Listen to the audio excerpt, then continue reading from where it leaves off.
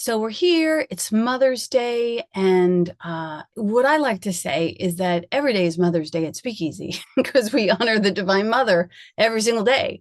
But today we're also talking about life, death, and change, the courage to change, which are all aspects of the Divine Mother, to know what she knows, to honor what she honors, to understand what she understands, is to make peace with the idea that there will be life and there will be death and there will be a great degree of change between those two poles.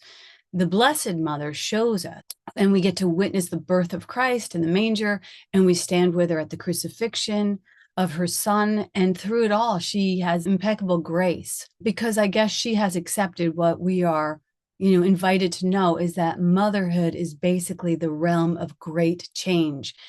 But before we get to that, I would like to share with you a little bit of the history of what Mother's Day means here in the States. I feel like it's my duty to get to read this piece of writing every Mother's Day, because although it's seen as a day to honor the mother, it's actually a day of honoring peace. That's what it was intended for, which is actually something else that we at Speakeasy really celebrate. Above all else, peace is our goal. So in 1870, Julia Ward Howe, she issued the Mother's Day Proclamation because she had envisioned a day of a solemn council of women from all over the world that they could meet, that they could discuss, much like we're doing here, to achieve the idea of world peace. That was the genesis of this idea. This prominent abolitionist, this feminist, this poet, Julia Ward, was a nurse, and she attended to the wounded during the Civil War, and she had worked with the widows and also the orphans of these soldiers on both sides of the war, realizing that the effects of these wars would go far beyond just the killing of soldiers in the battlefield. Like, they affected the whole, human family. So she didn't fight for the petition of Mother's Day to honor mothers, but to have a day that honored and call forth peace. And they called it Mother's Day because so many mothers were so heartbroken over the carnage of their sons and husbands. But the actual goal of Mother's Day was to promote an alliance of different nationalities, an amicable settlement of international questions, and the great and general interest of peace. And so it goes like this, the Mother's Day Proclamation. It says, "Arise then, women of this day, arise all women who have hearts, whether they be baptized of water, of tears. We will say firmly, we will not have great questions decided by irrelevant agencies. Our husbands shall not come to us reeking of carnage for caresses and applause. Our sons shall not be taken to us to unlearn all that we've been able to teach them of charity and of mercy and of patience. We women of one country will be too tender of those of another country to allow our sons to be trained to injure theirs. From the bosom of the devastated earth, a voice goes up, and with our own, and it says, disarm. Disarm. The sword of murder is not the balance of justice. Blood does not wipe out dishonor, nor violence vindicate possession. As men have often forsaken the plow and the anvil at the summons of war, let women now leave all that must be left of home for a great and earnest day of council. Let them first come as women to bewail and commiserate the dead. Let them solemnly take counsel with each other as to the means whereby the great human family can live in peace, each bearing after his own kind the sacred impress, not of Caesar, but of God. In the name of womanhood and of humanity, I earnestly ask that a general council of women without limitation of nationality be appointed and held at some place deemed most convenient and at the earliest period, consisting with its objectives to promote the alliance of different nationalities, the amicable settlement of international questions, and the great and general interest of peace." That's what Mother's Day is. We often hear about what our forefathers wanted, but, this is what our foremothers wanted. They wanted equality. They wanted brotherly love. They wanted peace. And 40 years after this proclamation, what we got was Mother's Day, which was not really the point that Julia was trying to make. Basically, we took her request, we wrapped it in a sentimental day of consumerism and brunch. And don't get me wrong, I love a good brunch just like everybody else. But I think what most of us love more is truth. I invite you to take that proclamation and to do what she invites us to do, to honor the mother, to honor her ways. And the mother's ways is not just to care for your children, but to care for all children. And until we do that, we're not really honoring the mother. So on top of this misinterpretation, the mother, it already gets a bad rap. I mean, a lot of people have mommy issues.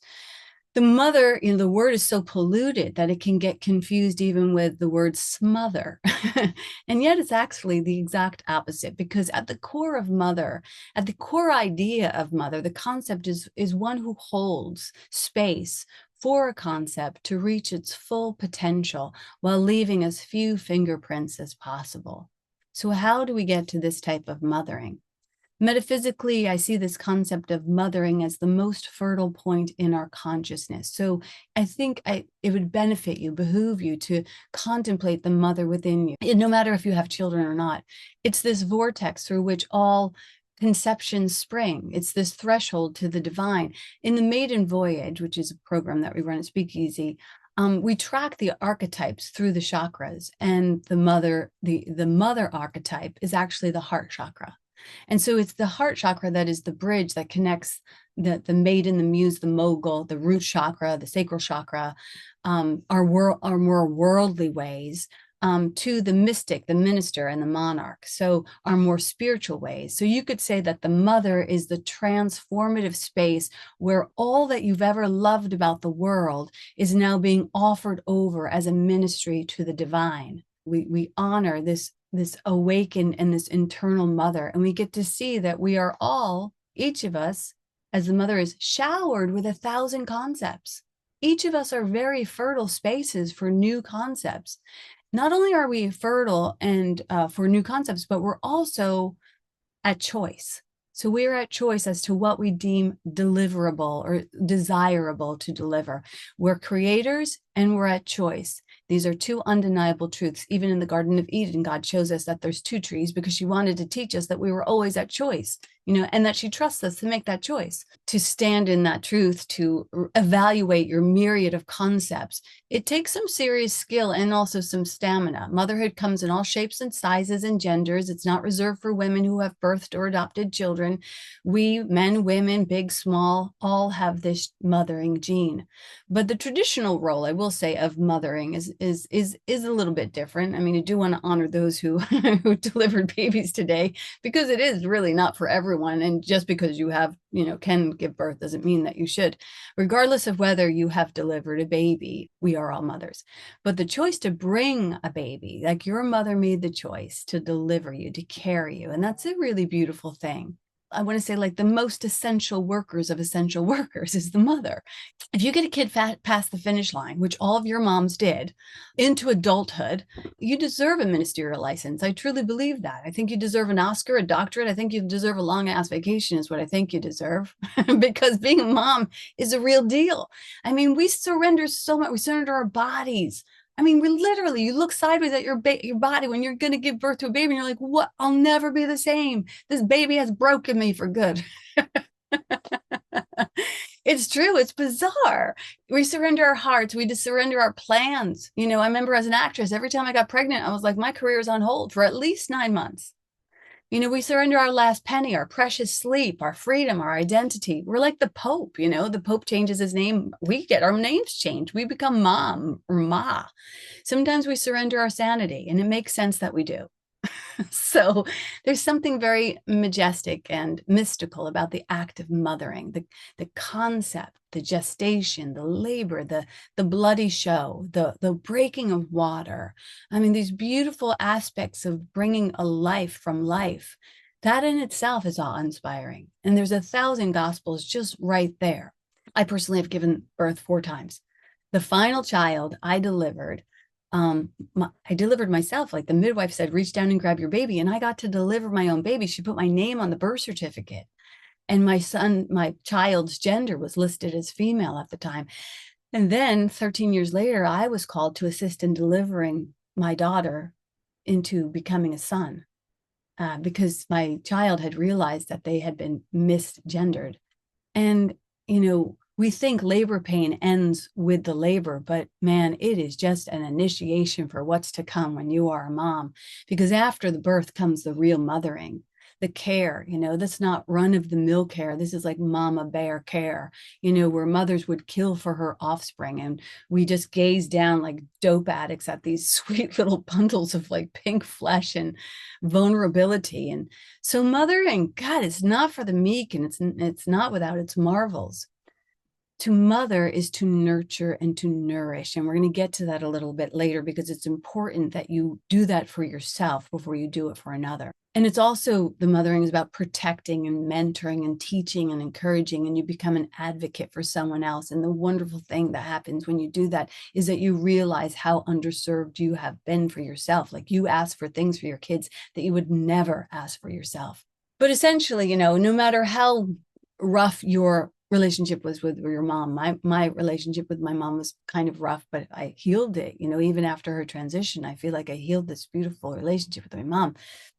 But for the most part, the mom is the sure bet. The mom's the safety zone, the steady Eddie, the springboard, the shoulder to cry on when things go south, the overly enthusiastic standing ovation of one. That is your mother. And if you're a mom, you know that you've gotten out of bed in the middle of the night, and you've brought people water and books and stories, and you've threatened small people within a hair of their life. That is the mother. And you've gotten behind the wheel of a car in the middle of the night in your pajamas with sleep in your eyes, driving people places, and half the time you don't even know the people. You don't have a map. You're just driving in the dark. You're an Uber driver. You're a personal chef. You're a cleaning lady. You're a tutor. You're a life coach. And you are not qualified for any of these roles, but it doesn't matter because you're not getting paid. So most of the time you feel completely inadequate and confused and overwhelmed, a day late, a dollar short, riddled with guilt, haunted by extremely active, morbid imaginations. I don't know about you, any moms here, but man, I just always, every day I thought, oh, thank God my kids weren't abducted today. Because I kept thinking these terrible thoughts. And you will do all the things you promised that you wouldn't. You'll cry at the Hallmark commercials. You'll have meltdowns in the middle of an aisle. Oh my God, you won't even recognize yourself. You'll develop an incredible tolerance for holding sticky hands and wiping asses and noses and kissing bruised egos. And you'll be dazzled, like absolutely dazzled by first words. And you'll repeat those first words to anybody who will listen. You'll be dazzled by finger paint and knock-knock jokes. And on our good days, we'll recognize the value of this rare opportunity to get to see the world once more through the eyes of a child. I mean, this is true for grandparents. This is true for aunties and uncles, too. This is true for anyone who spends time with a child. You get to see this rare opportunity to see the world through the innocent eyes of a child. And although it takes great effort and energy, you would gladly spend it twice and every day and always. That's the incredible mystical nature of motherhood. She is this wave that moves from life to death and carries in her course 1,000 forms of change. Because again, she knows that change is the constant. And if the mother doesn't know that, she's in for a heck lot of pain.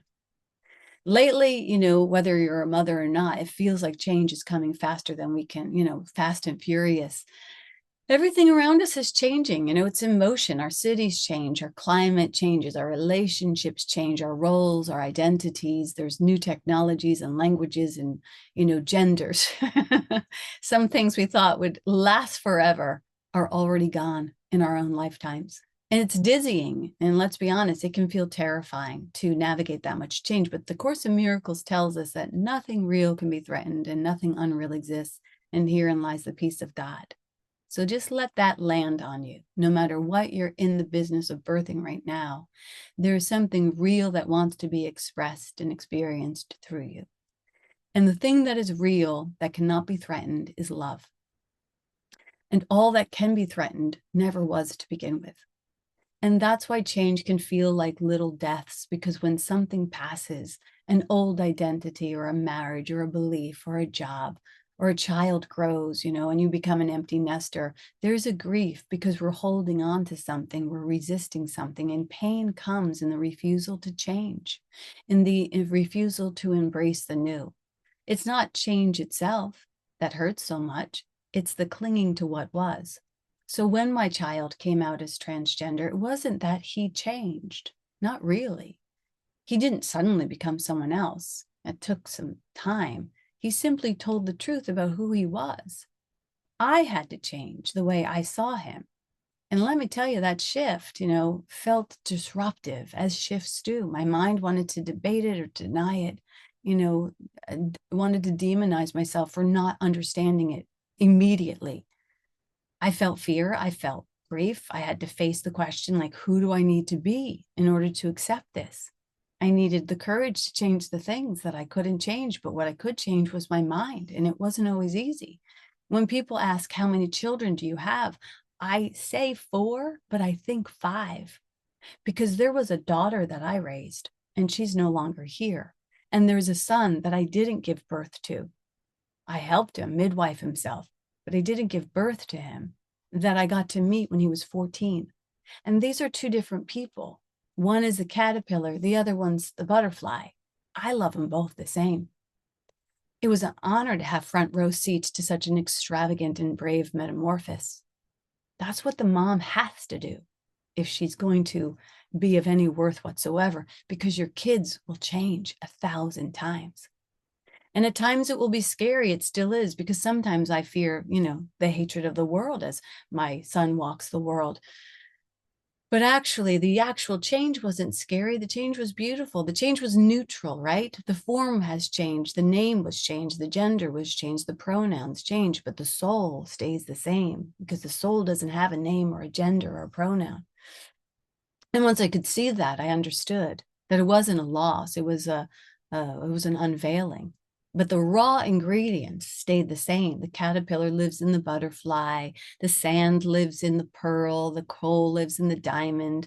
The seed lives in the stem. And all the raw ingredients of who you are already continue to live on, no matter what the matter looks like. So change, whether welcomed or unwelcomed, is the first step in this hero's journey, or you could say this mother's journey, because she's going on to this journey and she's going to go through these obstacles, and then she's going to return with the elixir.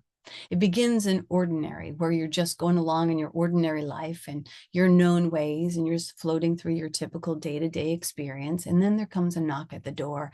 And at first it can feel like a betrayal. And even if we know, that we're studying Course in Miracles, and we know that everything is gently planned by one who knows our highest good, it can still blow your socks off and leave you twirling in the ethers, these changes, And in these initial moments of this change that is invited in and can no longer, can't be invited out without changing everything. Acceptance in those moments is so far that it can sound like a whole new language. Acceptance isn't the first thing that happens. As much as you know that acceptance is the answer to all of our problems, you also know that you can't just fake acceptance. You can't force acceptance. You don't have to, you don't even have to. Like you shouldn't call pain a blessing if you're still bleeding. Okay. You know what I mean? Like, take the time to anchor down and see what it's about. And in that anchoring down there, then you could maybe for a moment move out of denial and move the dial a little bit towards away from judgment and towards curiosity. Like the first time you look at a pregnancy stick that with a plus on it, and you're like, oh, this happened to me again 3 times with my husband, who was sterile. I was like, wait, what? How is this happening? Apparently he wasn't completely sterile. He had 1 or 2 sperm, and they were pretty good swimmers. So, I mean, just like these things that you don't, are ever going to imagine happening. But in these invitations into a greater awareness of ourselves, we can say, because we've been given these tools, I'm never upset for the reason I think. I'm upset because I think I know better than God. I think this is not right. This is not fair. This does not make sense. This is not cool. I don't want this. I want to go about aborting this before I even invite in the idea. You ever have that experience? You don't even know what it is, and you're so afraid to step into the change that you just decide to negate it. And your ego goes on weaving illusions and defenses against the truth. Don't worry, it will knock again. All of your classrooms are for you, and you can't avoid them. So best case would be to look, wait, and judge not. I know my ego doesn't want to look, wait, and judge not.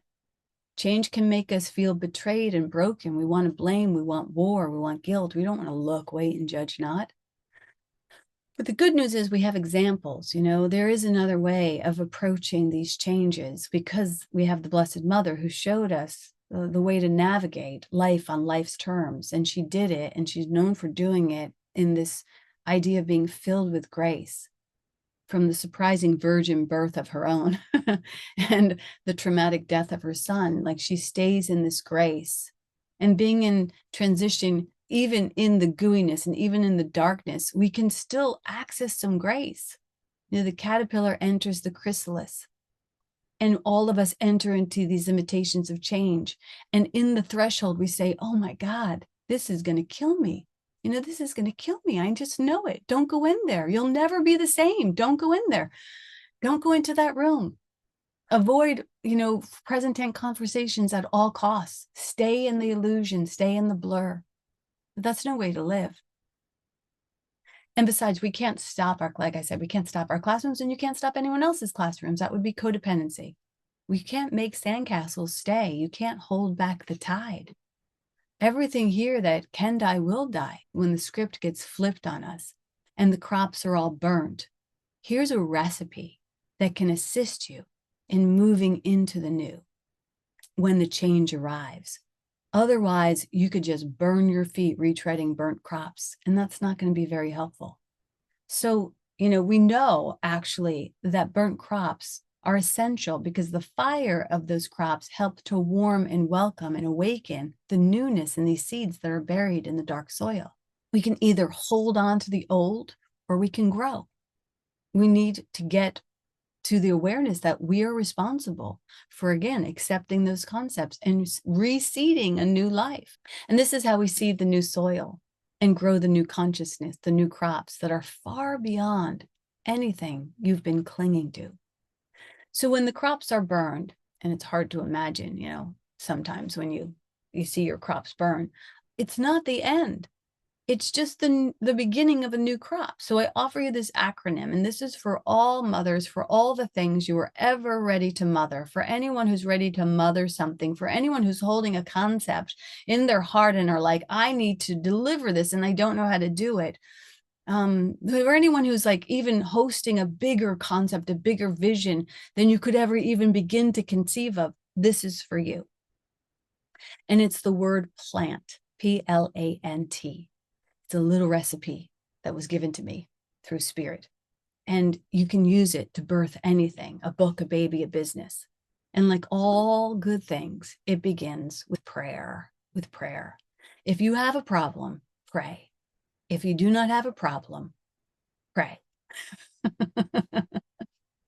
To pray your way to the new day, you got to practice the prayer that ignites an awareness within yourself. I use many different prayers. I use, the prayer that we teach here which is the affirmative prayer, to recognize that God is, to recognize you're one with it, to affirm your bigger truth, to give thanks for it, knowing it's already done, to release it into the ethers that always say yes. I also use the prayer of Jabez. The God, that you'll bless me indeed, expand my consciousness, that your hand is with me, that you keep me from fear, that I don't cause pain. Prayer is a great way, a smart way to begin everything. And here at Speakeasy, we attempt to begin everything with prayer, and we definitely begin our day with prayer. So that's the first step, is to pray, to learn how to pray. It is such an important tool. I wouldn't begin anything without prayer. The next one is L, listen. Once you pray to God, then you take some time to listen to God. Listen for the directions of God and ask, where would you have me go? What would you have me do? What would you have me say, and to whom? You can tell if someone is exercising these first two steps, because in those first two steps, fear and blame are impossible. You become like a hot knife through butter, because you've allowed yourself to connect with a higher vibe through prayer, and then you've allowed yourself to channel higher good. So PL, pray, listen. A is assess. After pray and listening, meditation and contemplation is listening. We have an assessment. We look with curiosity, not with judgment. We lean into what is. We look at these burnt fields. We go, wait, what's happening here? We look at what's happening around us. We don't rush into label. We say, oh, is this destruction? No, maybe it's resurrection. Oh, is this a punishment? No, maybe it's a preparation. And we allow ourselves to take a true assessment, not with fear, but with the Holy Spirit. We get curious. We ask ourselves, what am I resisting here? Try not to live on the surface of this, go deeper, go beneath the soil. Ask, where did this story come from? As Byron Katie asked us, like, who would I be without these blocks in my soil? Because you got to remove the blocks in the soil for this new, for this new crop to grow. It's just like a coach or a therapist or a financial advisor does. We take a spiritual inventory. Where am I right now with this? What stories am I believing in? What beliefs no longer serve me? What is my part in the burning of this old so I can not bring it into the, development of the new? And how do I take 100% responsibility for my life? In the 12-step program, we call this taking an inventory. It's not about shame. It's about clarity. Most people fear taking an inventory. Most people fear looking at their bank account numbers. We do that in a couple classes here, but knowledge is power. This is where you get to the knowledge of who you actually are in this moment. There's nothing to be afraid of. So we assess what is working, what is not working. We pay attention then to the subtle shifts of the soil. We don't wait in impatience, but with joyful expectancy. Now, if you have ever prayed and listened and waited, when you do those first two things and then you wait, what you move into is not impatience, but into the witnessing of wonder. If you pray, if you listen, and then you watch, you access this place of listening to the wonder. Have you ever watched the early hours of a seedling? You pressed it to the soil, and then like a week later, it's like this little seedling is now arriving, and it feels like a magic show because it's like this frail little stem and it's making its way through the soil. Or have you ever watched a caterpillar emerge from a chrysalis? My kids and I, once in California, we would have these chrysalises around us at a certain time of year. One time we placed one inside of a jar and we put it out in our backyard. And one day we watched it starting to rattle and then shake, and we gathered around it. And it was this, the awe on my kid's face was like watching somebody meet God. That's what was happening. I have a picture of them staring at this emerging of this butterfly from this chrysalis. And it's extravagant to be able to assess what's truly happening. What's truly happening in every moment is God is birthing. That's what's truly happening if you're willing to see that. So we have pray, we have listen, we have assess, and then we have nurture. Now, this is where mothering can get really awkward and backwards because in the wrong hands, mothering can become martyring instead of mothering, as we attempt to nurture from an empty well. And so this is the step that can be the difference between, weak and wilted crops and flush, vibrant fields. You must learn to nurture yourself. I could talk about this for years on end. The only person you know what's best for is you. When you do what's best for you, you do what's best for everyone around you. That quote is from my sponsor. And that was hard for me to really embody because I was so immersed in doing what was best for everyone at the cost of doing what was best for me. But when I began to turn that dial and just do what was best for me, I became the best version of me for everyone else. That is good math, man. But do you know how to nurture yourself? Do you champion yourself? Do you let yourself know how magnificent you are? Are you stingy? Does it feel more holy to deny yourself? No, I'm fine. That's no small thing. You cannot give what you do not have. If you want lavish fields, you have to learn how to lavish yourself with love and appreciation. This is not ego. This is simply agreeing with God, what God has already said. God is mesmerized by you. As a mother oogles her child, it's an unencumbered, unconditional love that is, even as you hear this in your like head right now, it might take you a minute to fully like wrap your mind around it. I know I'm still waking up to it myself. But yesterday I was sharing with a friend that when something goes wrong in my life, and maybe this is true for you, I have a tendency to think I'm wrong instead of something's wrong in my life. And I begin to judge myself in subtle and salacious ways against what I think I'm supposed to be. But yesterday I had this grand awakening. Here's the thing. It might sound very basic to some of you. You might think like, yeah, finally, Maureen, you finally arrived at the party. But I woke up to who Maureen Muldoon has been and is in the world. And I began in a different way than ever before to truly shower her with the type of love and encouragement that I have only ever given to others. And it was a whole new awareness that arrived. I don't think I can ever put that back in the tube.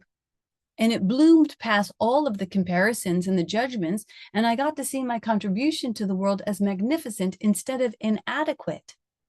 You might also be suffering from this addiction to inadequacy. And I want to wake you up. I want to give you the permission to stop doing that. I can give you 1,000 forms of self-care, but it's not about the form.